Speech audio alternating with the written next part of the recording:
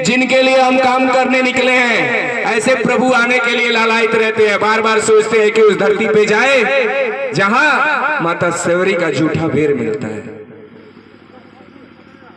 उस धरती पे पुनः एक बार जाते जहां केवट जैसा भाई मिलता है। उस धरती पे पुनः जाते जहां भरत जैसा भाई मिलता है। उस धरती पे जाते जहां विदुर जैसे सेवक मिलते हैं, निष्ठावान। ये मैं अपनी बात नहीं कहता मित्र, ये शास्त्र की बात है कि देवी और देवता भी इसी धरती पे लालायित होते हैं आने के लिए। और हम सभी सौभाग्यशाली हैं कि भारत की धरती में हम पैदा हुए, भारत की धरती में। इसलिए एक बार आप सभी से आग्रह करेंगे, आप सभी मेरे साथ नहीं, अपने प्रभु श्री राम के साथ जुड़िए, भारत माता के साथ जुड़िए। भारत माता की। और तेज मेरी आवाज यदि घरों तक पहुंच रही है तो वहां से भी बहुत सारे भाई उधर खड़े हैं, वो भी इधर बहुत सारे बंधु खड़े हैं, वो भी भारत माता की, भारत माता की, भारत माता की। श्री राम जन्मभूमि के, श्री कृष्ण जन्मभूमि के, काशी विश्वनाथ के जय जय श्री राम, जय जय श्री राम, जय जय श्री राम। बहुत बहुत धन्यवाद। विश्व हिंदू परिषद 1964 से 3 नारा लगवाता है।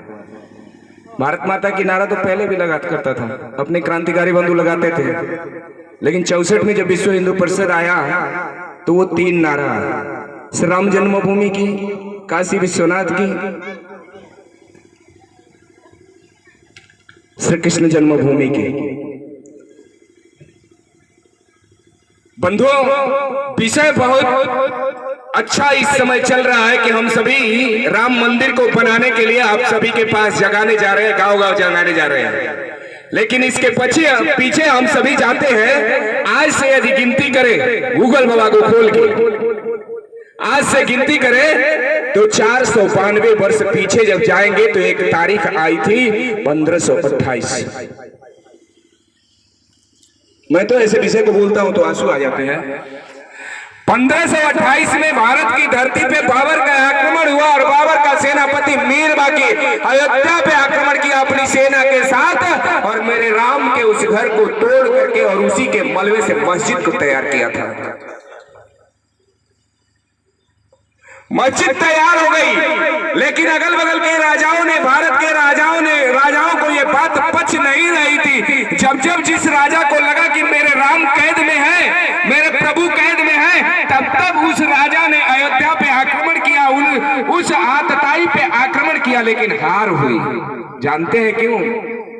आज जिस तरह से हम जातिवाद में टूटे हुए हैं, 492 वर्ष लग गया मुझे अपने राम के घर को लेने में, राम की जन्मभूमि को सिद्ध करने में कि यही राम पैदा हुए थे या नहीं हुए थे। हम सबके सब, जब मैं पैदा हुआ, मेरे नार को मेरे घर की दाई काटी, मेरी वो दाई माता काटी, तो उसने कहा, हे प्रभु, बच्चे और माँ के संबंध को, इस नार को काटने जा रही हूँ, उस बच्चे को बचाना और माँ को बचाना। और जब मैं 4 लोगों के कंधे पे गया तो इस नाम से गया, राम राम सत्य, राम राम सत्य, राम राम सत्य। उसके बाद भी इस भारत में सिद्ध करना पड़ता है कि राम कहाँ पैदा हुए और राम थे या नहीं थे। घर घर राम का कीर्तन होता है, हफ्ते में राम का कीर्तन होता है, उसके बाद भी सिद्ध करना पड़ता है भारत में कि राम यहाँ पैदा हुए या नहीं हुए। वास्तव में यदि 1951 में इस देश में कोर्ट नहीं आया होता, संविधान नहीं आया होता, संविधान लिखा नहीं होता, तो क्या इस देश की राजनीति राम को सिद्ध होने देती क्या कि राम यहीं पैदा हुए थे? ये सोचने का विषय है, ये सोचने वाला विषय है। लेकिन जब जब उस समय उन राजाओं को लगा 1528 के बाद, तब तब उन राजाओं ने अयोध्या पे मीर बाकी और बाबर पे आक्रमण किए, लेकिन हार हुई। हार का कारण यह हुआ कि बहराइच का राजा यदि आक्रमण किया तो लखनऊ का राजा कहता था कि बहराइच का मामला है, हम नहीं जाएंगे। लखनऊ का राजा आक्रमण किया तो मझौली राज कहता था कि लखनऊ का मामला है, मैं नहीं जाऊंगा। करते करते करते करते मेरे बंधुओं 492 वर्ष बीत गए। 492 वर्ष बीत गए।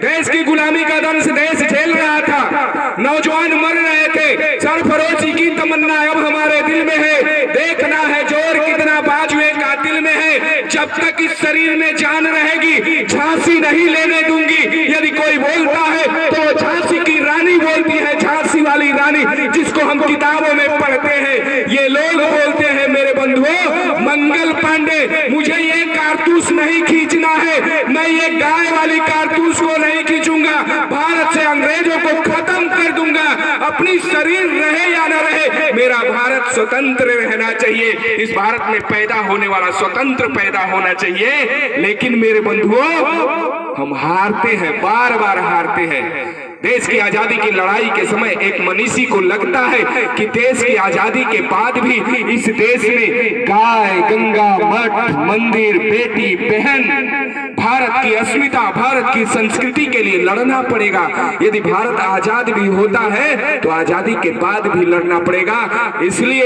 एक संगठन ऐसा होना चाहिए जो भारत की संस्कृति और संस्कार के लिए काम करे। मेरे बंधुओं, वह व्यक्ति कांग्रेस को छोड़ता है। 1925 में कांग्रेस को छोड़ देते हैं और छोड़ने के बाद चिंतन करते हैं मुझे क्या करना चाहिए। उस समय के डॉक्टर, उस समय के पीएचडी, आज अपना बेटा यदि पीएचडी कर लेता है तो 2-4 लोगों से, 10 लोगों से गर्व से कहते हैं मेरा बेटा पीएचडी है। अब उस समय, जिस समय कितनी दुर्दशा थी पैसे के मामले में, अमीर या गरीब, उस समय पीएचडी कोई करके और इस तरह का चिंतन करता है। चिंतन करने के बाद कांग्रेस को छोड़ने के बाद छोटे छोटे बच्चों के बीच में कबड्डी खेलना, खो खो खेलना, उनके अंदर भारत के क्रांतिकारियों का विषय रखना और बाद में एक संगठन को खड़ा करना जिसका नाम पड़ता है राष्ट्रीय स्वयंसेवक संघ 1925 में, और संस्थापक का नाम होता है डॉक्टर केशवराव बलरामराव हेडगेवार। 1925 में इस देश की संस्कृति की रक्षा के लिए, इस देश के मान बिंदुओं की रक्षा के लिए, इस देश में गाय बचे, इस देश की बेटी बचे, चाहे वो किसी भी कौम की हो, चाहे वो किसी भी कौम की हो, बेटी है तो भारत है, भारत है तो जननी है, इसलिए वो बचनी चाहिए, किसी भी कौम की हो। ये भारत कहता है और भारत की संस्कृति कहती है कि अपनी पत्नी के बाद यदि कोई महिला सामने है तो माँ के समान है तो माँ है, और बेटी के समान है तो बेटी है। इसलिए मेरे बंधु 1925 में राष्ट्रीय स्वयंसेवक संघ की स्थापना होती है। 1925 में राष्ट्रीय स्वयंसेवक संघ की स्थापना होने के बाद संविधान में राष्ट्रीय स्वयंसेवक संघ अपने पुस्तक में संविधान में लिखता है, ये राष्ट्रीय स्वयंसेवक संघ जो स्थापित हुआ है इसका काम होगा व्यक्ति व्यक्ति के अंदर राष्ट्रवाद को भरना, परिवार परिवार में राष्ट्रवाद को भरना। जब व्यक्ति राष्ट्रवादी होगा, जब व्यक्ति धर्मवादी होगा, वही व्यक्ति संयुक्त परिवार के विषय में चिंतन करेगा, एकल परिवार नहीं होगा मेरे बंधु। और धीरे धीरे काम करना शुरू करता है। हाफ पैंट, सफेद शर्ट, हाथ में डंडा, सर पे टोपी, संघ वालों का। वंदे मातरम, जय श्री राम, भारत माता की जय। मेरे बंधु 2 साल बाद संघ की प्रार्थना आती है, 2 साल बाद संघ की प्रार्थना आती है। दुनिया का मात्र एक देश, जिस देश में हम पैदा हुए हैं, इसे ही माता कहा जाता है। दुनिया में न जापान को माँ कहा जाता, न पाकिस्तान को, न अमेरिका को, न दुबई को, न कुवैत को, न ईरान को, न ऑस्ट्रेलिया को, किसी को माँ कहा नहीं जाता है। भारत को माता कहा जाता है। या पैदा होने वाला बच्चा जब स्कूल में पढ़ने जाता है तो वही गुरुजनों के माध्यम से भारत माता की जय उसके कंठ से निकलने लगती है। नंबर 1, और दुनिया का मात्र एक देश जहां के लोग सुबह उठ करके अपने हृदय पे हाथ रख के इस देश को परम वैभव पे पहुंचाने के लिए, इस देश के लिए प्रार्थना करते हैं। नमस्ते सदा वत्सले मातृभूमि त्वया हिंद भूमि सुख सुखम वर्धितो हम महामंगले पुण्य भूमे तो दर्थे पतत्वे सखायो नमस्ते नमस्ते। हे जगत जननी भारत माता, हे प्रभु इस देश को अखंड बनाइए। भारत की का जो अंग कट गया, हमने जो खोया है उस खोए हुए अंग को वापस दीजिए।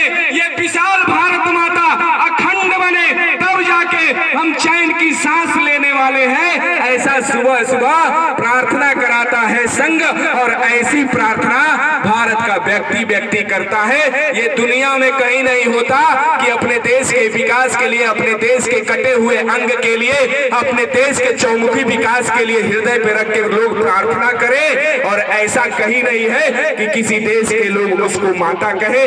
ये भारत में मिलता है, प्रभु के देश में मिलता है, राम के देश में मिलता है, कृष्ण के देश में मिलता है, शिवाजी, छत्रपति शिवाजी महाराणा प्रताप, गुरु गोविंद सिंह, रानी लक्ष्मीबाई, सीता, गार्गी, अहिल्या के देश में मिलता है मेरे बंधुओं, कहीं दूसरी जगह नहीं मिलता।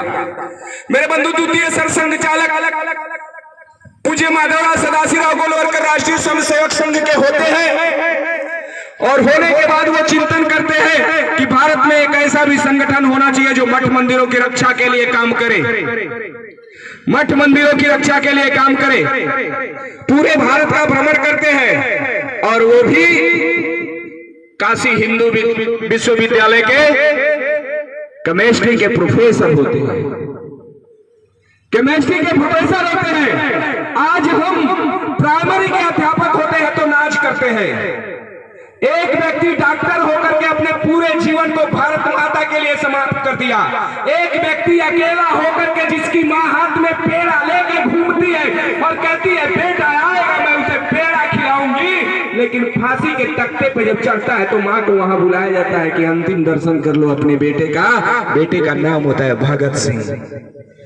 माँ उस समय भी गांठ लेके पेड़ा में जाती है, पेड़ा की गांठ बांध के लेके जाती है कि यदि बेटे के पास तक जाने का मौका मिलेगा तो ये पेड़ा खिला दूंगी। और वो भी पेड़ा उस समय